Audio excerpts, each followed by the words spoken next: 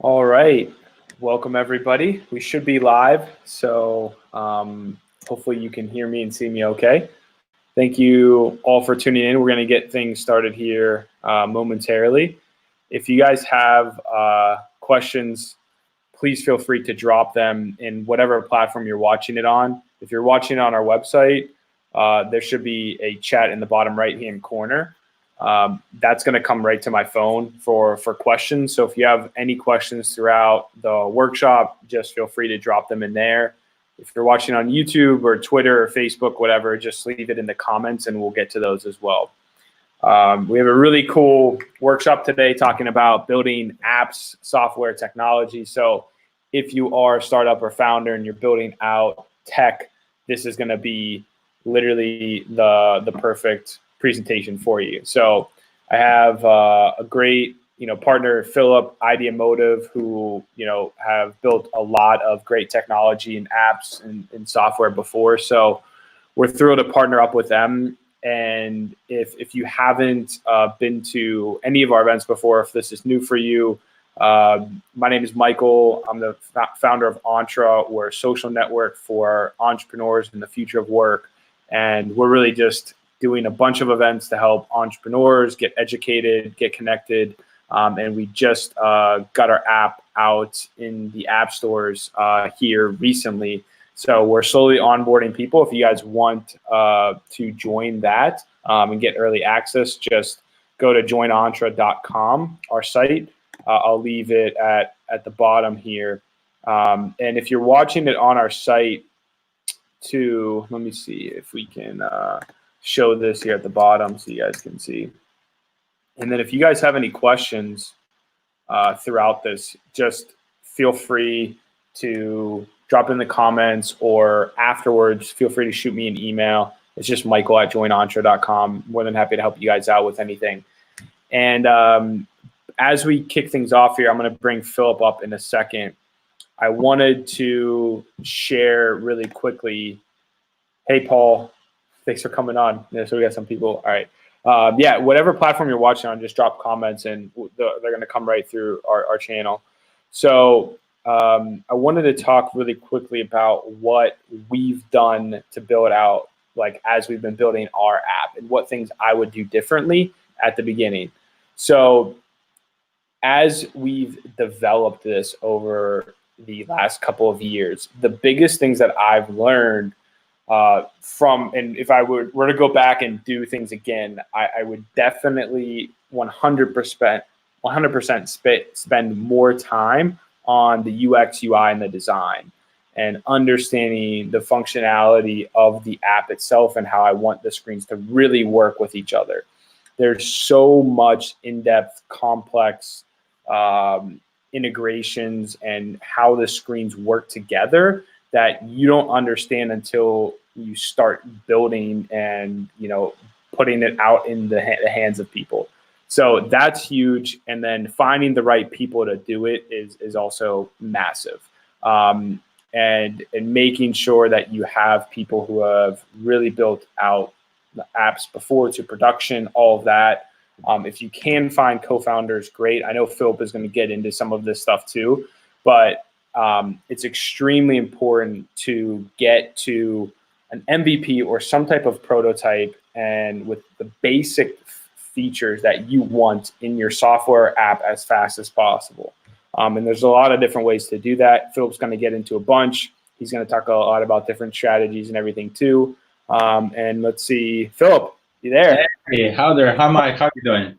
Great, man. Great. Thanks for joining. And I'm super pumped for this workshop. I know you have a lot of stuff to get into. And absolutely, but you didn't say anything better. I mean, I feel like you said already everything, and I'm needless here. No, man. We got a lot to cover, man. It's very complicated. I know you guys have done it a lot with a bunch of different clients and stuff too. And there's a lot of ways to do it, right? There's especially depending on the type of business that you're building out, whether it's mobile, web app, software, all sorts of different things. But I just wanted to share our experience quickly too with everyone, so they understand at least some of the stuff that we went through. I'll be paying attention. I'll be here watching, and I might jump in, or I'll be paying attention to the questions and stuff. So I'm going to hand things over to Filip here. He'll give you a quick background on himself, Ideamotive, and everything, and then he's going to jump into the presentation here. If you have questions, I'll be keeping an eye on everything. If you're on the site, just drop it in the chat there, or Facebook or YouTube, whatever. And yeah, without further ado, Filip, I'm gonna let you take things over. We should be able to see, everyone should be able to see your presentation here as well. And I'll let you kind of kick things off.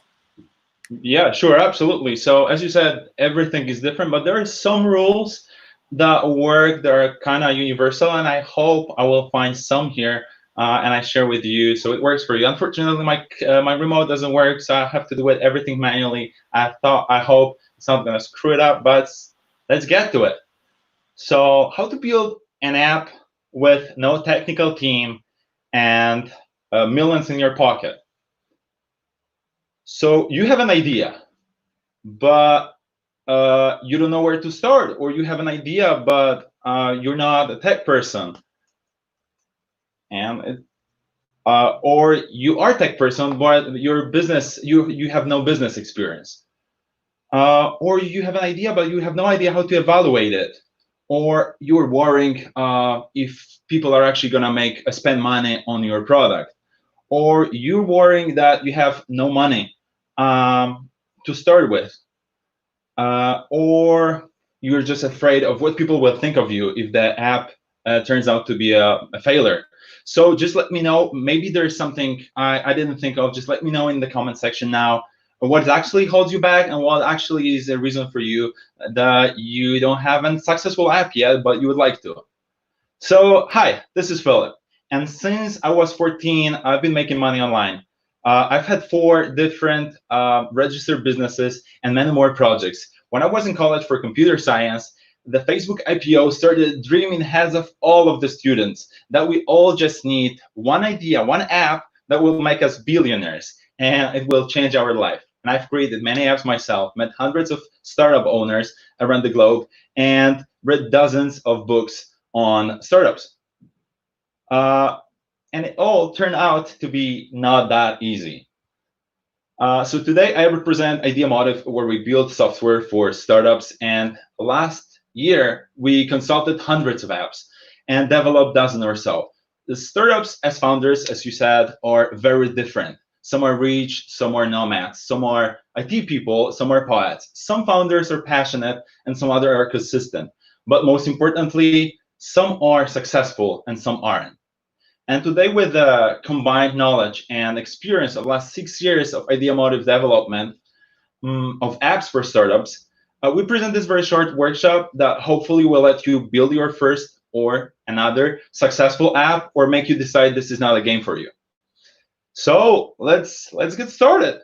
We're gonna be talking about unsuccessful founders, startup decalogue, right approach for building technology, case studies to look up to, how to gather a tech team, and how to build technology in general. So let's start.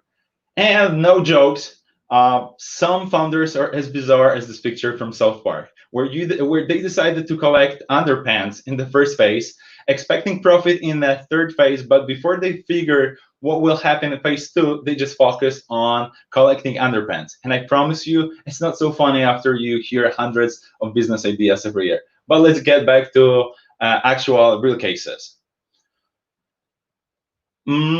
Perfect formula, man. Perfect formula is person that is in love with their idea and very often in love with themselves. Problem for his budget is they have enough resources to build the app. And mistakes they usually take is they are the only person that they consult the business idea with, and they don't think they need anybody else. So whoever they plan everything, and sometimes even for 5 years ahead. And how you can plan 5 years ahead, and how you can predict your user behaviors in 5 years if you have no users whatsoever. So unfortunately, they very often end up with some beautiful, expensive apps that nobody will ever use. Founder number 2, a copycat, a person that requires to sign a very strict NDA. After we do it, I get a call and she says, all right, I need Amazon, but for beauty products for bulldogs. And don't get me wrong, it's a good idea to look up to ideas that work and look up for your niches. But instead of copying big platforms that will cost you hundreds of millions of dollars, it is so much better to focus on specific features, mechanism, and try to do it the simplest and the cheapest way to achieve your business goals. The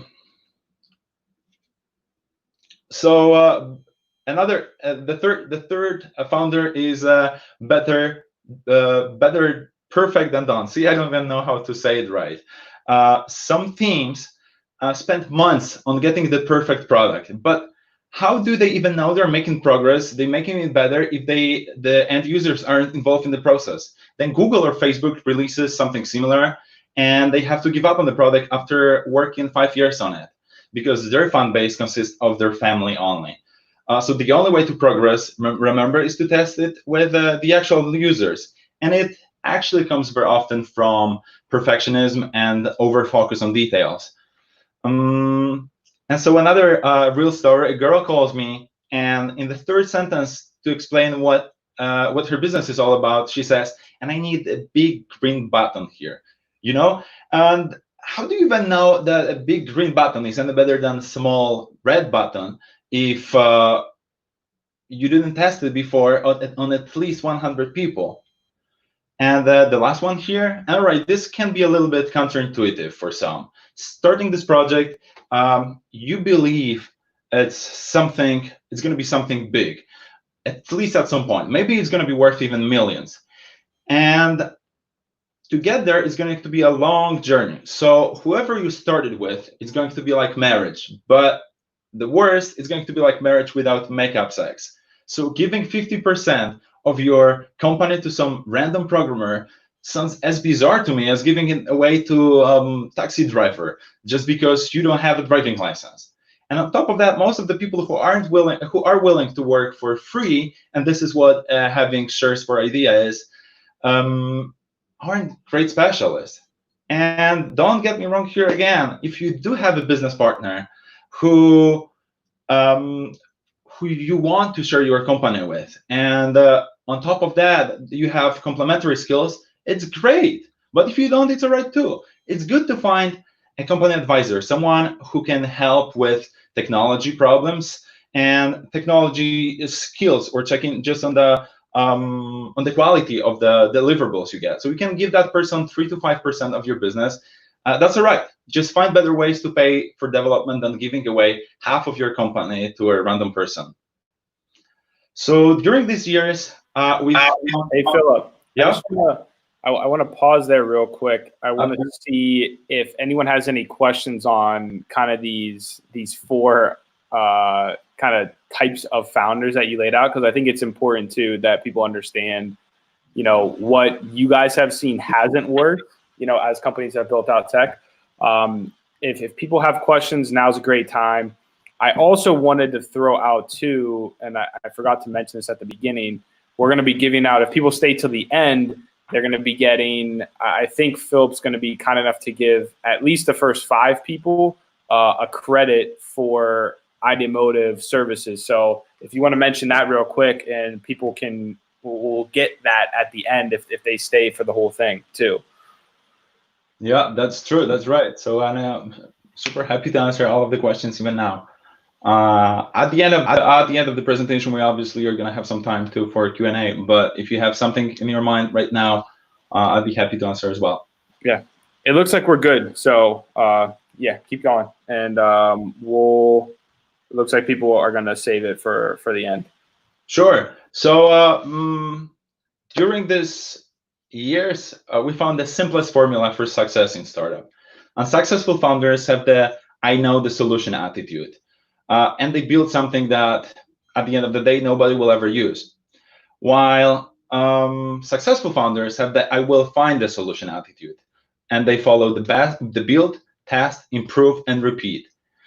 And I can't really underline how important this is. And I guess I could really stop the show here, since I pointed what's most important factors to make founders successful. But probably part of you is still wondering, all right, but what should I do now?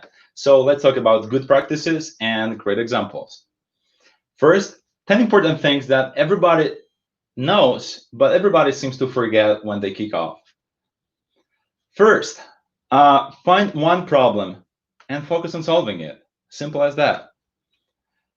Two, learn to explain your business idea in 1 to 3 sentences. And if you can't, you probably still don't know what you're doing. And this may sound controversial, but as Einstein said, if you don't know how to explain something to a 6-year-old, you probably don't understand it yourself.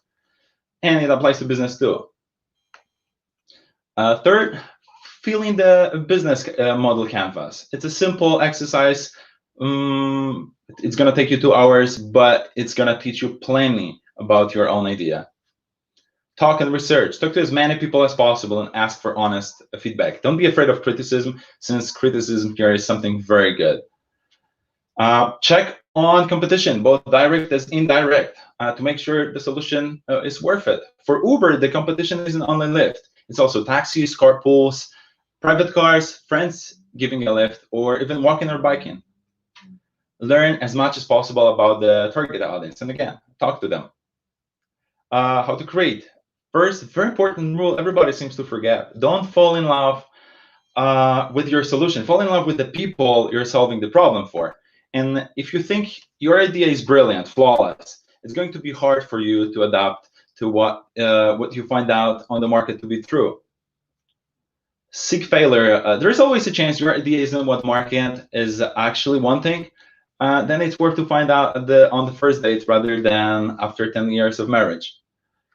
So build business that you understand. If you're an architect, solve problems for architects, not for firefighters. And the most important rule, build something small, show it to public, ask for feedback, improve and repeat. And I can't underline how important this is. I'm going to repeat it quite a lot here. So to give you a better understanding how it works in practice, let's jump into examples. And for starters, Airbnb. They didn't start from Booking Clown. They evolved to what they are now. They solved one single problem the founders deeply understood. And they released 3 times. So you shouldn't be afraid either of the bad beginnings, because you can always start over. It was 3 times for them. It can be 10 for you. Nobody's counting. They pivoted many times and reacted to feedback, constantly grew. Sounds like a simple recipe, right? But we're not Airbnb, you can say. And you're probably right. Airbnb, Uber, Facebook, these are cases 1 in a million. So let's talk about startups that succeed every day, that aren't done by people smarter or luckier than us, and they dominate their own niches, so you can do too. First example from my own playground, from Warsaw in Poland. A business major student wants to find a musician to play guitar. Doesn't find the right marketplace for it. Learns how to set up a simple single web page in 3 afternoons, and I'll show you afterwards how you do it, how you can do it yourself too. Publishes a web page that magically links musicians with students. Have the whole back office managed in Microsoft Excel. So there is no artificial intelligence. It's just his intelligence and hard work matching data queries by himself. Matches 100 people. 100 couples actually manually, students and musicians, and focuses on most important things in his business and finds investor no problem. And right now, when whoever wants to learn to play guitar in my city naturally goes to the webpage. Takeaways from this simple case study: apply technology after you prove the idea to be working. Use the cheapest way to manage your business and to test out your ideas. Give the investors go to investors when you are ready, when you have a list of clients to pull off just much better deal. And in other words, fake it till you make it, like the sweetie kitty on your right. So, all right, this is one of my favorites, and actually one of our clients. And the story goes like this. The founder is an experienced video editor. He finds a real problem for his niche and looks for an investor and fails miserably. The investors don't understand his problem, don't understand his solution. So he doesn't give up. He joins a pre-accelerator, gets tons of feedback, and wins the pre-accelerator. Then he unfortunately sells his old car so he can afford his idea visualization, and spends 5K for a visual prototype. Something we've done for him, and you can see it here. A beautiful visualization that looks exactly as the app would, but just has no development behind it. Spends another 1,000 to reach out to his target group, finds hundreds of people who are willing to work with him and use his product, and then actually literally 4 investors fight to be part of Rendero. And at the end of the day, he buys himself a much better car. So takeaways. Design is much cheaper than development, and it's easier to make changes with it too. So it's very often a good idea to start with design rather than building the whole technology around it. People love beautiful things, and it makes so much more sense to build something simple and beautiful than something complex but not intuitive. So seek feedback at every stage and never stop. And third and the last case, do what you understand as the architects for architects, not for firefighters. So clinical test scientist loves his great idea. He's really in love with this.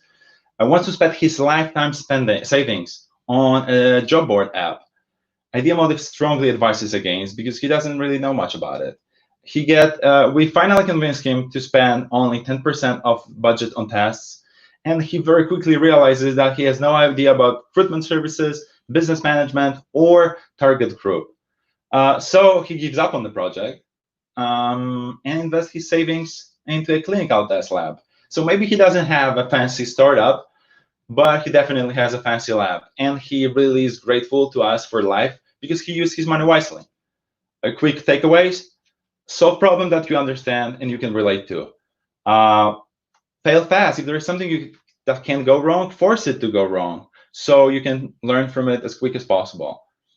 And regardless what Nike says, just do it is not always the best advice, especially regarding your finances.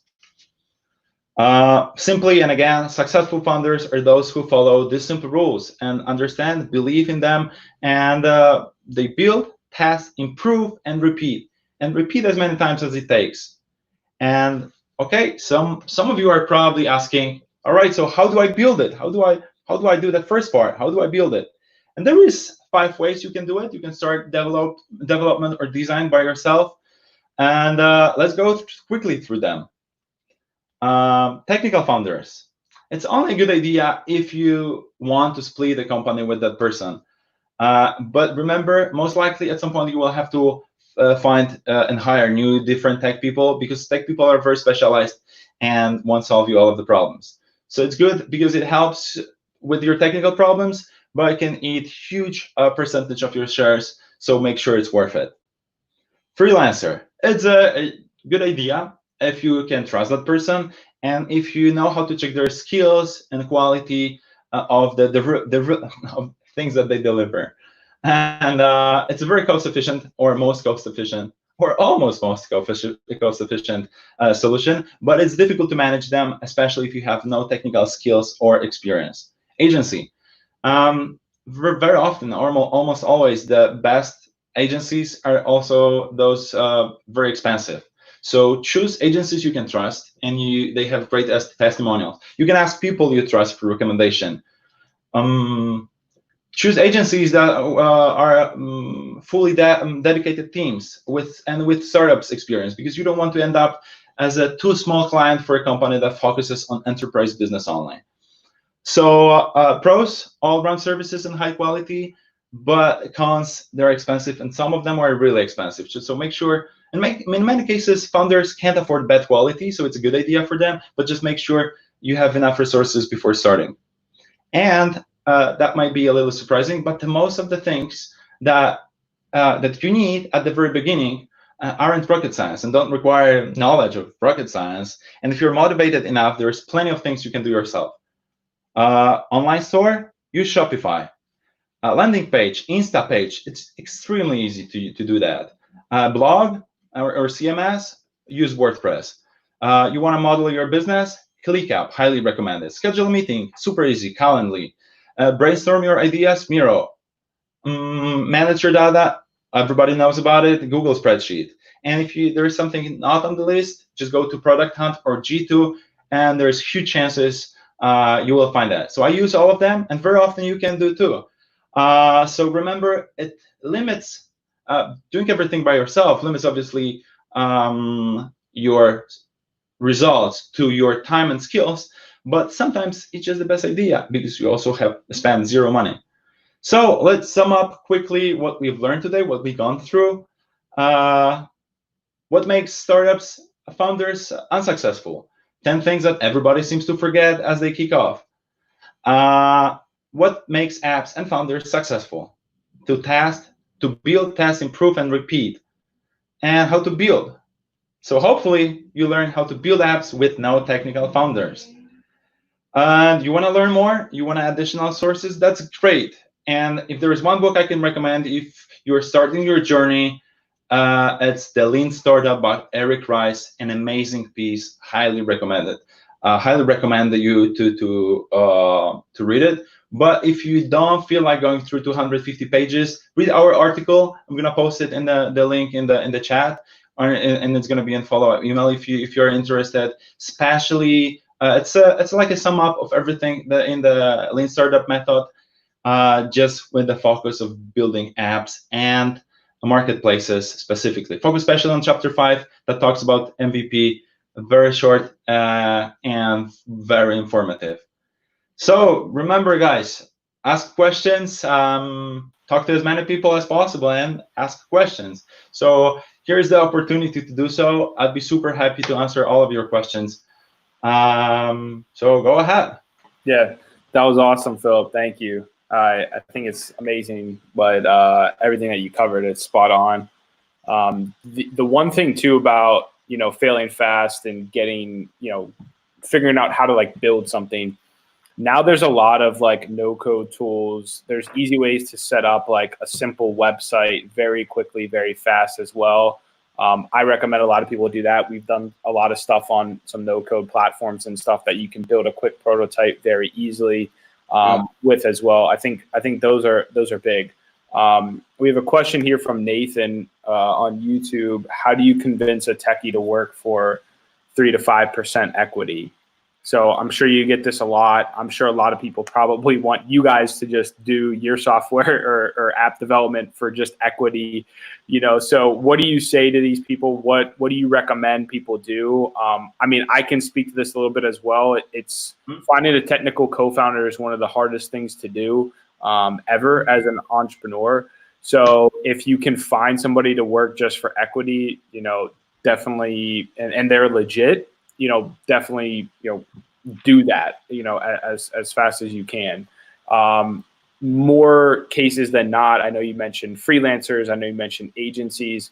It really depends on your budget, how much money you have, right? If you don't have a lot of money, try to do as much as you can yourself with some no-code tools, hire some freelancers to do some stuff as well, and kind of piece things together one by one. If you do have some money, definitely try to find a solid agency to do it.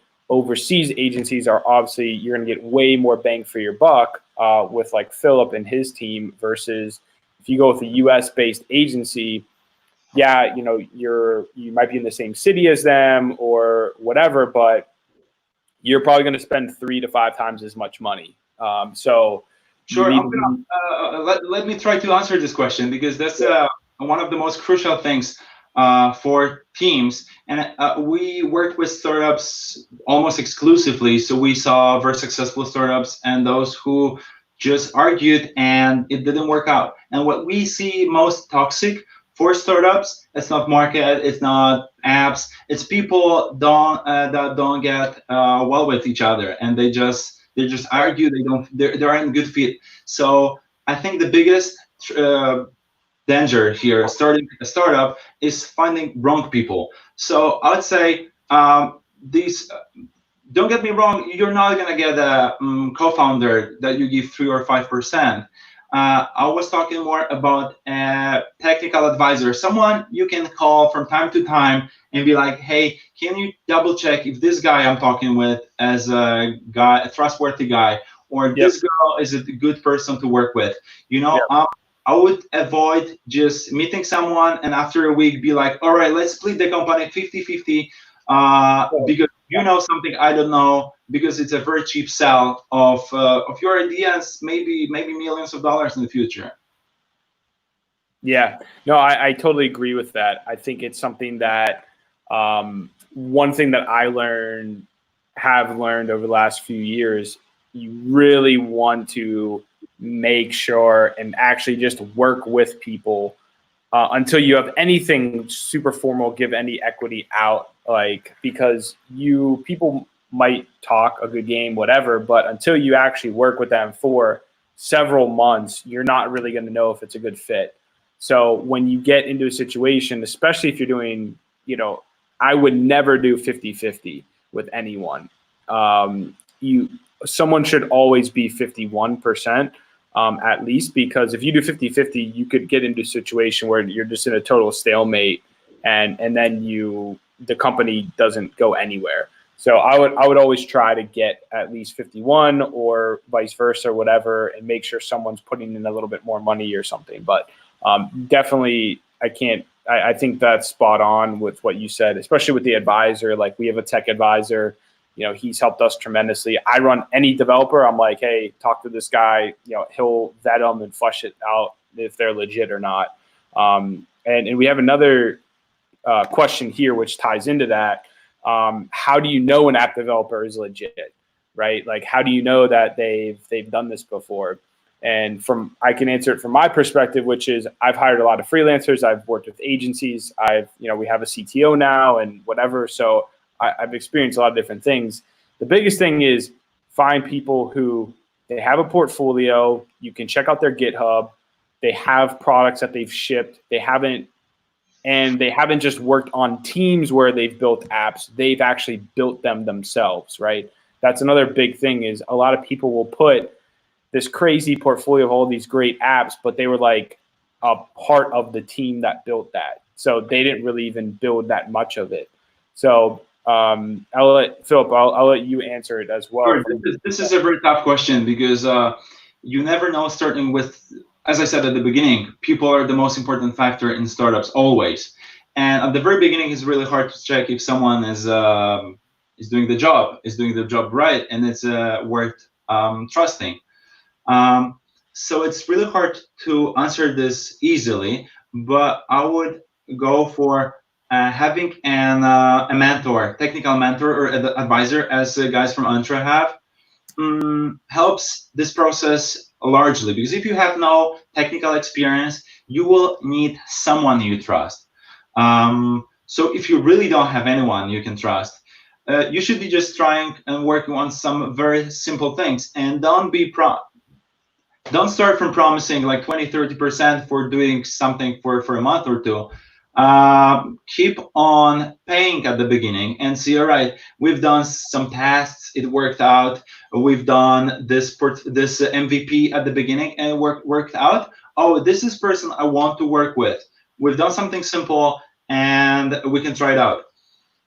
So I guess just try, fail, and try again. It's the best solution here. Also with people, what I see often with startups also, it's success actually kills relationships. So if people aren't tested in extreme circumstances, they might be working well together if there is no money to share. But as soon as money show up, people are starting to fight for money.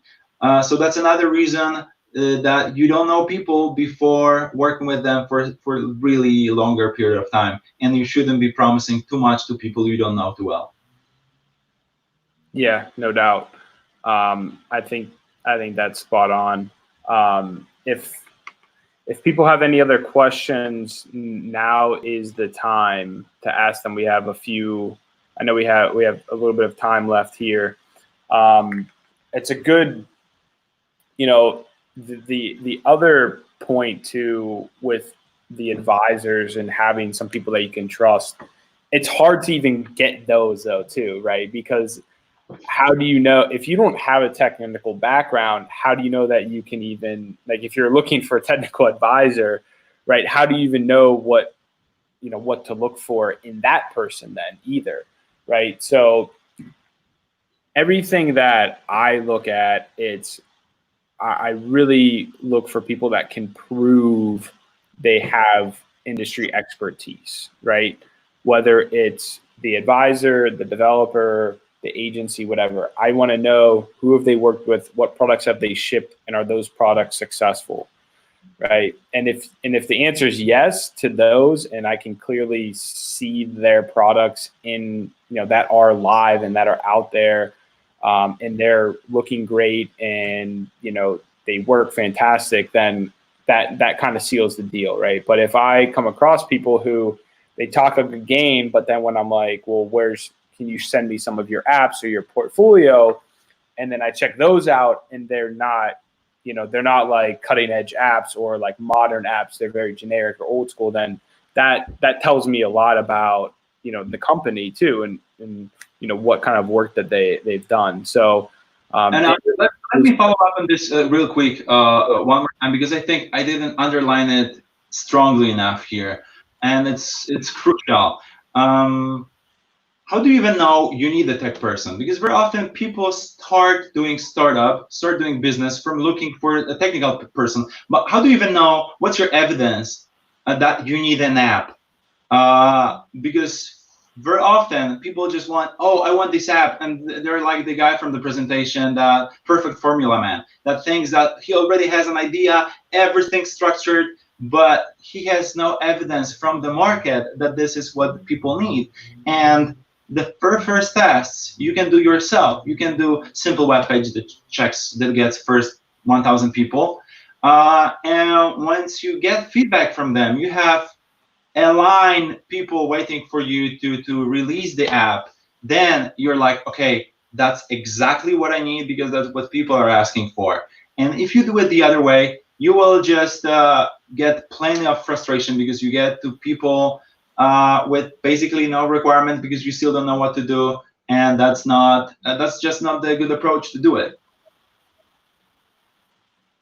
Yeah, I totally agree.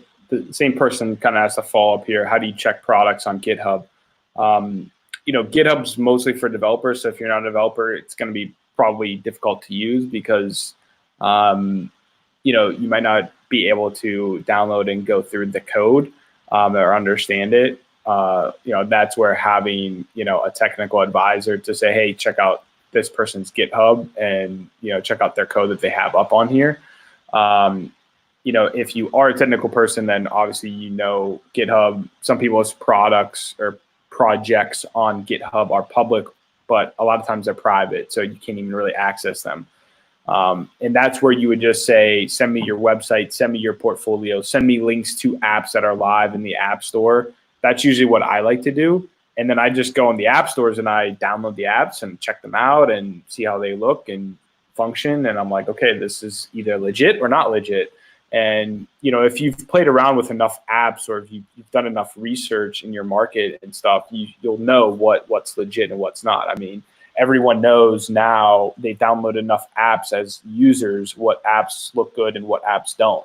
So you should be able to get an idea for what's legit and what's not. Filip, I'm sure you guys are familiar with GitHub and everything on there too. Are there certain things that you guys look for, either when people are sending you their GitHub and stuff, you know what I mean, to take a look at, or when you're vetting developers for your company, what you guys look for in that regard? Yeah, well, absolutely. That's the need of someone in your team that's a tech advisor or a CTO at the point where you actually need to create an app, because if you're not a developer, you're not going to understand anything from the GitHub. So our CTO or our tech leader would just go and look at developers' GitHub, GitLab, or whatever they use, to check the quality of code, how structured it is, if they use good practices or they don't, and you can take a lot from there. But again, which is super important, don't start look for people before you have evidence, proven evidence that you need an app, because very often your research may end up with an information that app is not the right way. Maybe you should have, I don't know, a restaurant instead of an app.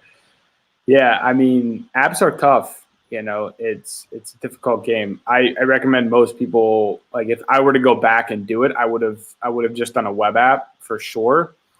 And I would have just done that first. Now I strongly believe that mobile is the future, and we need a mobile app anyway. We would have needed a mobile app anyway at whatever point, but I didn't realize how much more complex mobile apps are than web-based apps.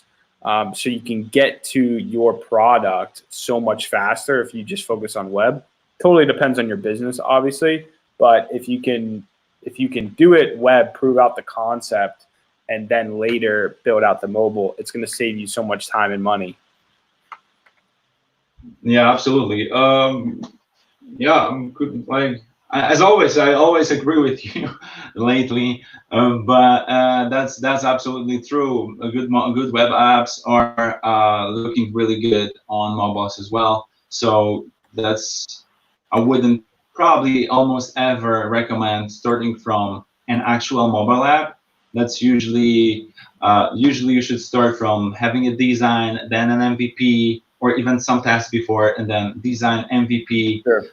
If this is proven, then you go with a web app, and if you start making money on a web app, you go to mobile app. Yeah, no, I definitely think that's the best way to do it. We have another question here from Jay. How do you protect your concept when recruiting a freelancer or technical partner? This is a fantastic question. Obviously, the easy answer is just, you know, a simple NDA, but obviously it goes deeper than that, because there's a lot of cases where people, you know, if you're doing things overseas, you know, especially, I think India is a little bit more known for this than anywhere else, but at the same time, I'm a big believer in sharing your idea, and the chances that anyone, you know, outcompetes you and builds the same thing and builds their market share faster than you is extremely slim. One of the things that I would suggest is really, because here's the thing, right? Anyone could build out an Airbnb clone, an Uber clone. It doesn't matter, right? It matters as to your marketing, your branding, you know, how you go to market, right? And how you really build the company from the beginning. And if, you know, you are willing to do all the things that it takes to make that happen. Filip, I know you guys are very, you know, like you guys are obviously very like cautious about this when you work with people. I know it's something that as soon as we started working together, we made sure that, you know, all of these things were already in place. And I know you guys really do well at this. So I'd love for you to speak about this as well. Sure, absolutely. So as you said, NDA is something that works especially in North America and the European Union.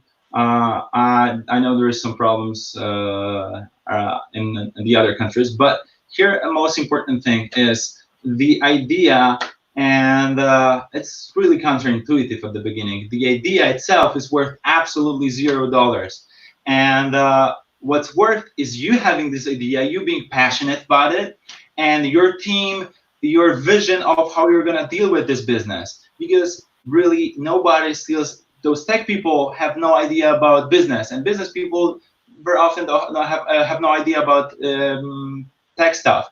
So right. Those tech people aren't going to make the business for themselves. You need a team, passionate team that's going to work on this for months to work. Yeah. I can give you actually a challenge that works very well. Try make somebody steal your business idea. Have a great idea. Go on the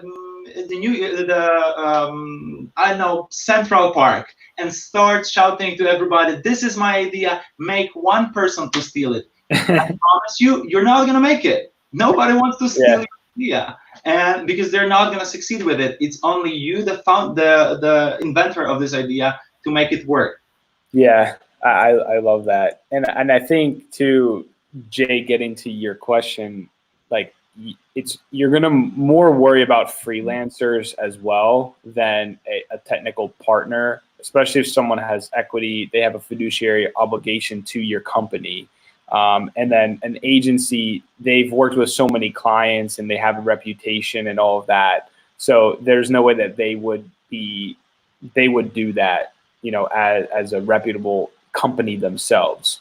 When you're working with freelancers, especially overseas and stuff, that's when maybe you can get into some hairy water with not, really knowing who you're working with.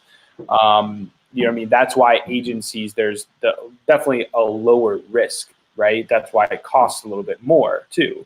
You know what I mean? But you have a level of assurance there, knowing that, they're not going to do anything with what you've built or are building, right? But to Phil's point, you can go shouting through Central Park with your idea and no one's going to do it. And a lot of people, I'm a strong believer in it too. That's why I don't care sharing my idea. Like, I talk with a lot of founders and, I'll help a lot of people, and they're very they're very cautious. They're like, hey, like, I don't want to tell you too much. And like, hey, it's proprietary. And I'm like, dude, like, I'm not going to do anything. Like, I'm already building my own company. Like, I don't care, right, about it. And I think from what I've seen, most of those people don't actually end up being successful because they're too scared to even share their idea. So no one knows about it. They can't get any investors. They can't get anyone excited about it. They can't build their team or anything. So I think it's better to be more outgoing and about it than actually being very secretive, unless it's like some proprietary patent pending thing that you are building out. Like, that's the only scenario where I'd be a little bit cautious about it. Yeah, absolutely. And for, as you said, for companies like or teams that work on building apps, their business is to build apps, not to make business out of apps. So they don't know how to do business other than building apps. Yeah, 100%. We have another question here. How do you get, this is unpaid beta testers. So, this is something that's really important, right, too. It's like, how do you get people to test your idea out? The biggest thing from what I've seen is you need to have something that people want, right? If you build something that people want, right, just from having conversations, right? And this is where events are huge. This is why I encourage almost every entrepreneur to go to events, not just ours, but other events, meet people, network, ask people questions, right? If you're building something for dentists, go talk to dentists, right? If you're building something for whatever, right, go talk to those people.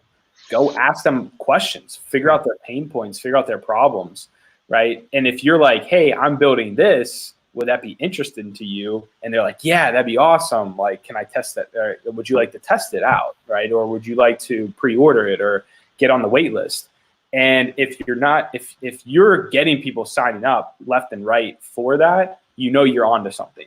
If it's hard to do that, if it's hard to get people to sign up for a wait list or sign up to trial or test something, then you probably know you need to tweak things or change your approach or figure out a different pain point to solve, right? Or you're just asking the wrong people. You might think it's for dentists, but what you really build is for doctors or pharmacists or whatever. So I know you guys have helped a lot of companies with this, Philip. So what would you give advice for on beta testers? Sure, that's another question of how to get things for free, and there's basically no free stuff out there. I go out every day and there is no free stuff. They always want something from me for free stuff, and same here. There is no free beta testers other than your best friends and your family. All the others, you have to give something to them. So you can give opinion on their app, or you just have to, I don't know, buy them ice cream or a burger. That works well on events. But what really works here is you have to give them the very little value with your app. And if you do, they're willing to help you because they are willing to use this app and be like, hey, are you interested in using this app? And if you find the people who are, they will be super happy to be first on the party. So this works very well. You have to find people that get this. Everything you test out, there has to bring some value to the users. So if you solve them. Very simple problem. They will be using it, and they will be testers for free, because they will be like, hey, your app is cool. It does something for me, but I want this and that on top of that. And they will tell you themselves without asking what the market needs. Exactly. Yeah, they'll give you the roadmap for you. Absolutely. It's fantastic. Okay, great. We have another question here. When a potential partner says they love your idea and would like to partner, at what point do you draw up founder agreements? So I would, and this is something that we kind of mentioned earlier, in my opinion, right?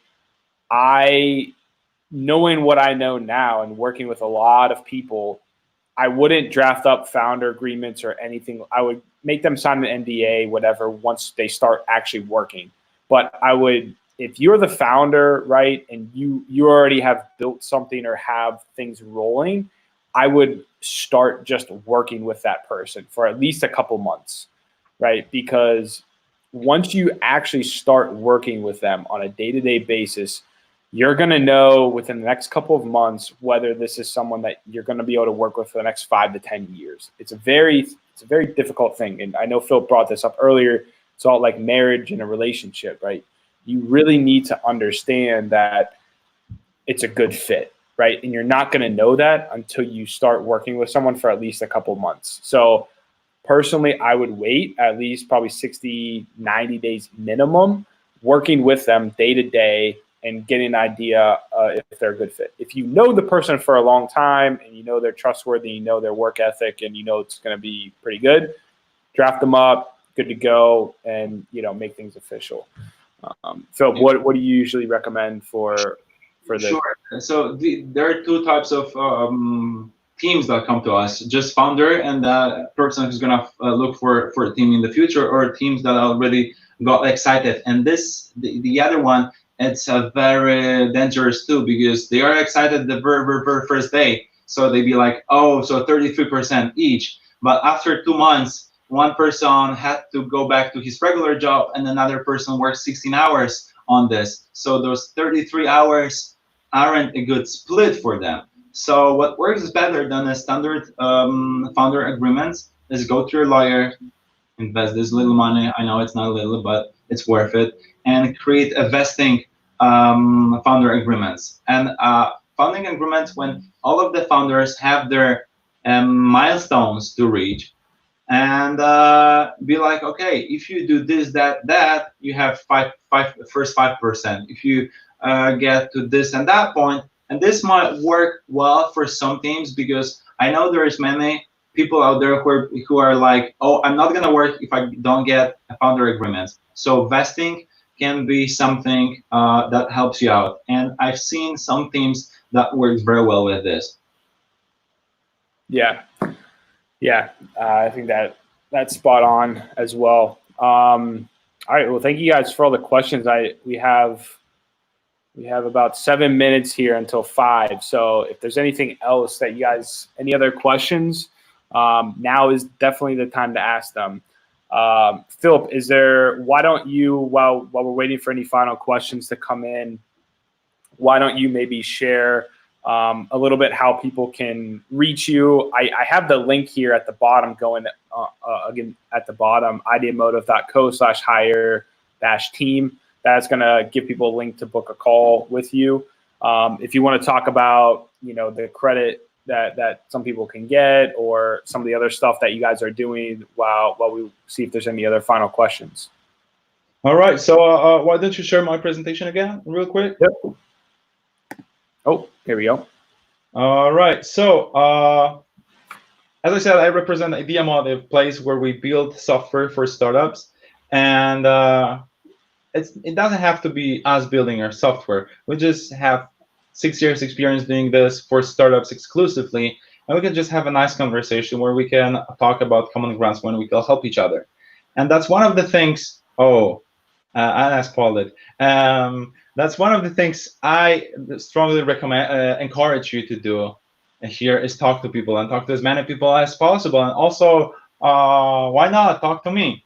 So here are my information. Here is my contact information. So feel free to shoot me an email, or right away, use Calendly. Use one of the tools I recommended to use to schedule a call with me. And if all of this doesn't convince you yet, maybe this will. And we're giving away $500 coupons on our services for first 5 people to schedule a call with me. And this works amazing with this community so far. So you can use it up to test out, to like build something that will test up your ideas, your product. And before spending 50K on building an app, you can do something that you release on the market and you get the most valuable feedback. So I'd be super happy to have some morning chit chats with you guys, and shoot me an email or just schedule a call right away with the link, and the link that's going all the time right on the bottom of the screen. So we can I think we can jump into the last questions before we. Yep, there was one more here. Would you recommend going into business with an IP attorney? So it seems like you're talking about an IP attorney as a partner. So this is interesting. I mean, obviously going into business with an attorney is nice, just because, you know, they're going to be able to help with a lot of the legal costs and understand all of that stuff. So that's definitely an added bonus. Now, lawyers, you know, might not be the most technical and business savvy people out there. So you might not, it depends on what kind of business you're building. I've never really like had attorneys as partners before. We have some lawyers as advisors, and I know a lot of lawyers, and I love knowing a lot of lawyers because you never know what's going to happen. So I always like, especially business lawyers, they're savvy, they have great networks. So I think lawyers are great people to go into business with. Well, I think it's a very tricky question, because it sounds to me like, would you recommend going into business with people in green t-shirts? Because being an IP attorney doesn't tell you much about it. And I would avoid concept that became kind of myth in startup world, that you need to have all of the skills. It's like building your team in RPG game, that you have to have a knight, a magic, a wizard, and everybody, because you're not gonna beat the monster. It's not like that. You don't want to have taxi driver because you don't have a driving license. If an IP attorney is person who's going to be passionate about this idea and everything, so it works, that's a great person. If it's a person that works on their business and aren't really, and you want this person just because an IP attorney, it's a terrible idea to have a with him. You can just use up his services and take some equity shares here, but just for very specific work. But don't be looking for people just because of their profession. Just look for people, don't look for professions. Yeah, I totally agree with that. I think that's spot on. I think it could be an added bonus if they're the right person for your business and a good fit for you to work with you. I think that's great. This was fantastic, Philip. I know everyone enjoyed it, and thank you everyone for watching. If anyone needs any additional help or anything, we're going to be sending a follow-up email. If you want to rewatch this is going to be out on our YouTube channel and on our site, joinentre.com/learn. You can see all of our past events there. Some with Ideamotive on there too. So you guys can check out all of that stuff. We're going to be posting a bunch of content on our site and on our YouTube over the next, however long, and we're going to be doing a bunch of these virtual events. We have a bunch of cool ones coming up. We have a future of health and wellness, future of finance, future of real estate. We got some investor interviews coming up. We're doing an update on COVID, SBA loans, PPP loans, all that. There's some new grants and stuff that are coming out, some changes to that. So, if there's anything that we can do to help you guys, let us know. Definitely take Philip up on his offer and get that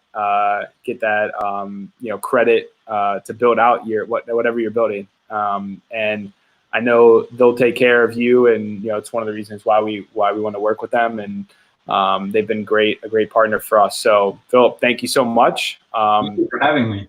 Yeah, stay safe out there in Poland, and obviously we'll be seeing each other again soon. Thank you to everyone who tuned in, and we'll be sending an email tomorrow with all the details and links. We can include the presentation that Philip put together too, if anyone, because I know some people have been asking about that. So we'll include that in there so people can kind of go through that if they want as well, and then any additional links. And yeah, hope everyone is. It seems like we're getting kind of back to normal. So hopefully, we can start going to in-person events, and things are hopefully calming down. So everyone, keep moving forward, keep starting your businesses, keep growing. Let us know how we can help. Hit up Philip, and thank you so much for being a part of Entre. We appreciate having you. Yeah. See you, everybody. Yeah. Bye-bye.